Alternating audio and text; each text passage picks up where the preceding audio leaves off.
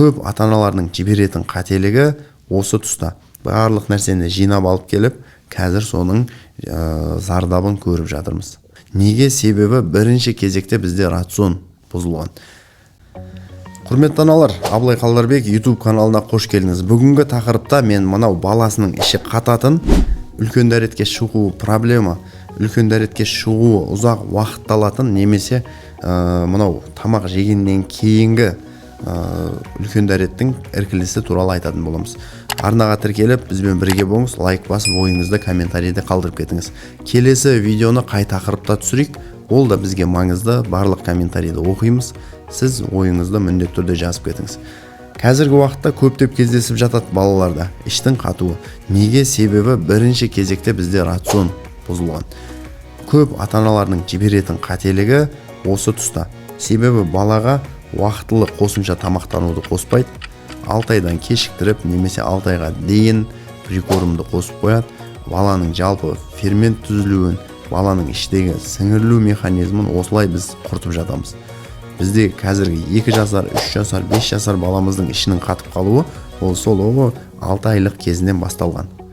Былайша айтқанда біз барлық нәрсені жинап алып келіп, қазір соның зардабын көріп жатырмыз. Сіздің балаңызда жалпы іш неге қатады, оның белгілі себептері бар. Мен айтам, сіз өзіңізге түртіп алыңыз. Бірінші нәрсе, ол баланың тамақтық рационның, тамақтық диетаның дұрыс болмауы. Былайша айтқанда, балаға құрамында клетчаткасы бар, құрамында белогы бар тағамдарды біз қажетті деңгейде қоспай жатамыз.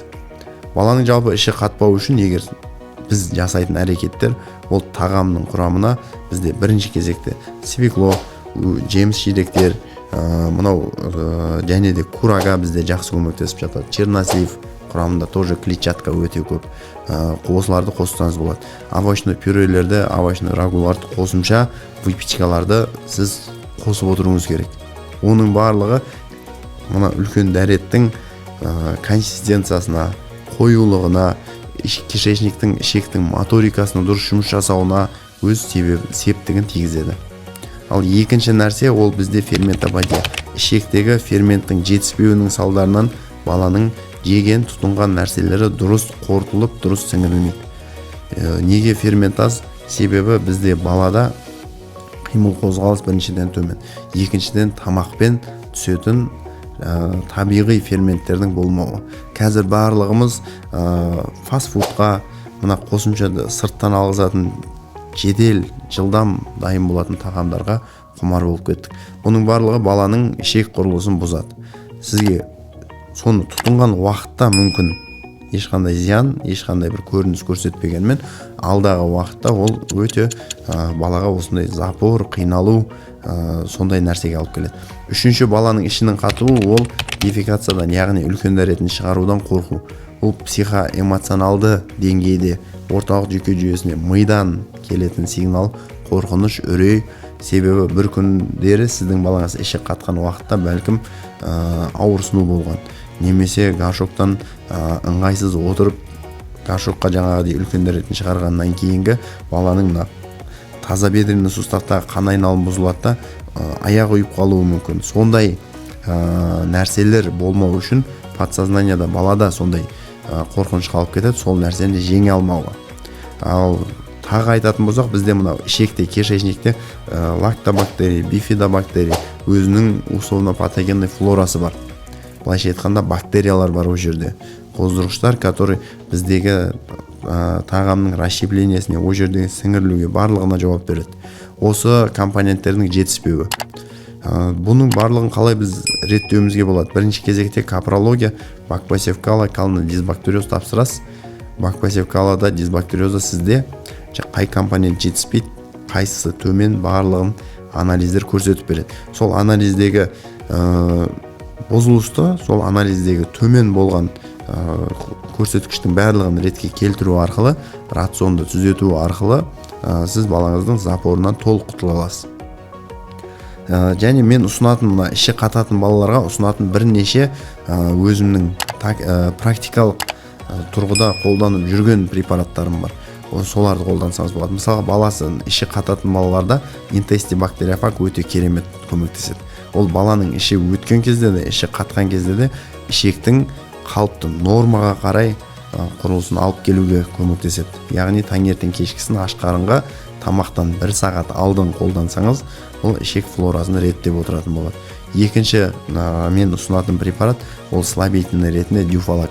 Дюфалакты біз былайша айтқанда емдік мақсатта немесе моменталды профилактика ретінде беретін дозамыз бар. Емдік мақсаттағы дюфалак іш құрылысы реттелгенге дейін 10 күн, 2 апта, 20 күнге дейін кейбір балаларға біз тағайындап жатамыз. Себебі іштегі каловый масса қатқан сайын бізде сигмовидный кишканы кере бастайды. Ол оның ары қарай жұмыс жасауына кедергі жасайды. Ал слабительный препаратты дюфалакты сіз регулярно беріп отыру арқылы әрдайым ішегін тазалап отырасыз. Сол кезде бізде сіңген, кеңейген ішек бізде қалыпқа келе бастайды. Ол қалыпқа келген сайын сіздегі о жердегі моторика жақсарады. Яғни үлкендер ретінде ары қарай айдау механизмі реттеле бастайды.